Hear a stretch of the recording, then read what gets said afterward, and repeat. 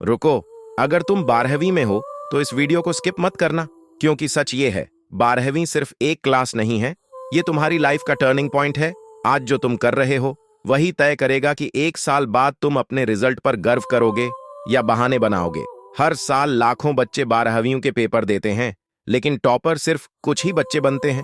क्या वो तुमसे ज्यादा होशियार होते हैं? क्या उनके पास ज्यादा समय होता है? ना ही वो तुमसे ज्यादा होशियार होते हैं और ना ही उनके पास तुमसे ज्यादा समय होता है। फर्क सिर्फ इतना है, उन्हें वो 5 चीजें पता होती हैं जो बाकी बच्चों को कभी समझ नहीं आती।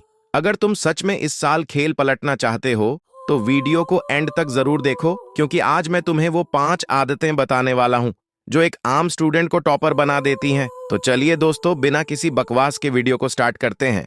स्टेप 1, सिलेबस को एक बार नहीं 3 बार पढ़ो।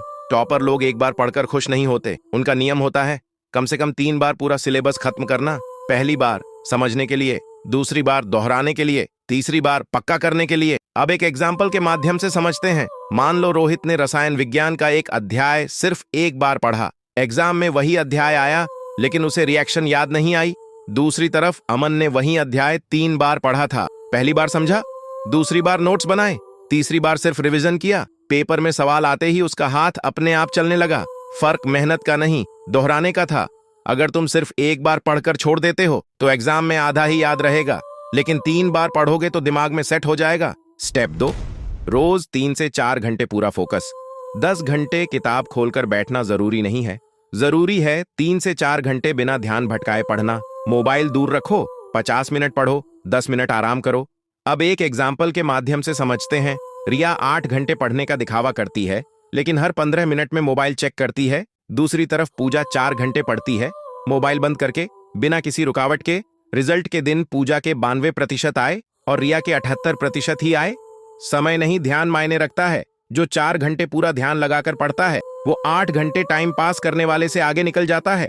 स्टेप 3, पिछले सालों के पेपर जरूर हल करो। टॉपर लोग सिर्फ किताब नहीं पढ़ते, वे पिछले 5 से 10 साल के पेपर हल करते हैं, क्योंकि बोर्ड में सवालों का तरीका अक्सर मिलता जुलता होता है। जब तुम पेपर हल कर लेते हो तो असली एग्जाम में डर कम हो जाता है।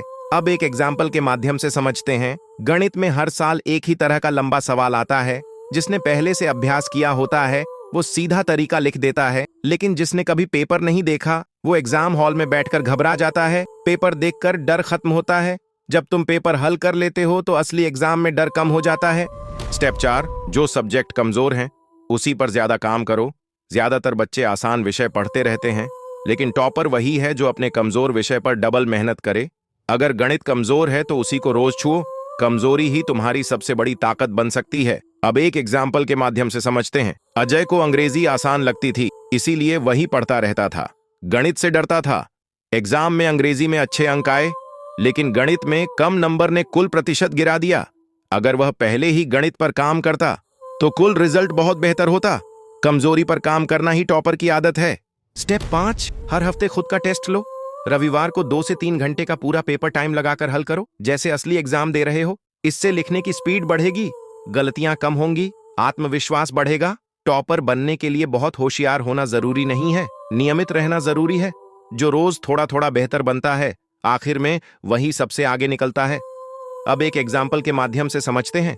नेहा हर रविवार को 3 घंटे का अभ्यास पेपर देती थी। शुरू में उसके 60 से 65% आते थे, लेकिन 2 महीने बाद वही अंक 85% तक पहुंच गए, क्योंकि उसे अपनी गलतियां पता चल गईं। एग्जाम के दिन उसे कोई घबराहट नहीं थी, क्योंकि वह पहले ही कई बार परीक्षा जैसा माहौल बना चुकी थी। अभ्यास से ही आत्मविश्वास आता है। तो आज आपने समझ लिया, टॉपर बनने के लिए किस्मत नहीं, सही तरीका चाहिए। ना तो टॉपर के पास जादुई दिमाग होता है, ना उनके पास 24 घंटे से ज्यादा समय। फर्क सिर्फ इतना है, वो रोज थोड़ा बेहतर बनते हैं।